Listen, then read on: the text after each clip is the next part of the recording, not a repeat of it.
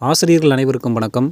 தமிழ்நாடு அரசு ஆசிரியர் பணி நியமனம் சம்பந்தமான ஒரு மிக மிக முக்கியமான பத்திரிகை செய்தி ஒன்று வெளியிட்டிருக்காங்க. அது என்னங்கிறத முழுசாக அந்த வீடியோவில் பார்க்கலாம். முதன்மை கல்வி அலுவலரோட செயல்முறைகள் அப்படிங்கிற தலைப்பில் இந்த அரசாணை வெளியாகிருக்கு. பள்ளிக்கல்வி 2025 டு 2026 கல்வியாண்டில் திருப்பத்தூர் மாவட்ட அரசு உயர்நிலைப்பள்ளி மற்றும் மேல்நிலைப் பள்ளிகளில் காலியாக உள்ள, இது ஒவ்வொரு டிஸ்ட்ரிக்கும் கொடுத்துருக்குறாங்க. பட் இது திருப்பத்தூர் டிஸ்ட்ரிக் வச்சு நம்ம சொல்கிறோம். பட்டதாரி ஆசிரியர்கள், முதுகலை ஆசிரியர்கள் காலி பணியிடங்களில் பள்ளி மேலாண்மை குழு எஸ்எம்சி மூலமாக தற்காலிக ஆசிரியர்களாக 2/6/2025 முதல் நியமனம் செய்வது தொடர்பாக பள்ளிக்கல்வித்துறை பார்த்தீங்கன்னா செய்தி வெளியிட்டிருக்காங்க.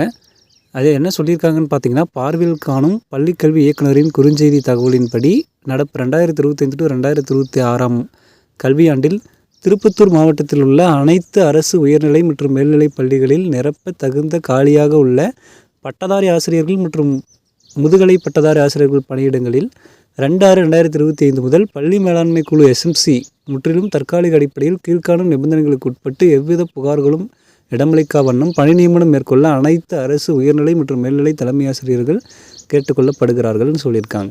சில ரெஸ்ட்ரிக்ஷன் இருக்குது. என்ன நிபந்தனைன்னு பார்த்தோன்னா, நிரப்ப தகுந்த காலி பணியிடங்கள் பள்ளி மேலாண்மை குழு எஸ்எம்சி மூலமாக தான் தற்காலிக ஆசிரியர்களை நிரப்பணும். மகப்பேறு உறுப்பிட்ட போயிருக்காங்கன்னா அவங்களுக்கான பணியிடங்களையும் தற்காலிக ஆசிரியர்களை கொண்டே நிரப்பிக்கலாம். நீண்ட நாள் 6 மாதத்துக்கு மேலே ஏதாவது ஒரு மெடிக்கல் ரீசன் அந்த மாதிரியான காரணங்களுக்காக லீவ் எடுத்திருப்பாங்க. அந்த ஆசிரியர்களோட பணியிடங்களையும் தற்காலிக ஆசிரியர்கள் மூலமாகவே நிரப்ப வேண்டும் அப்படின்னு சொல்லிட்டு பல்வேறு கோரிக்கைகளை பார்த்தோன்னா ஒரு 7 விதமான நிபந்தனைகள் சொல்லியிருக்காங்க.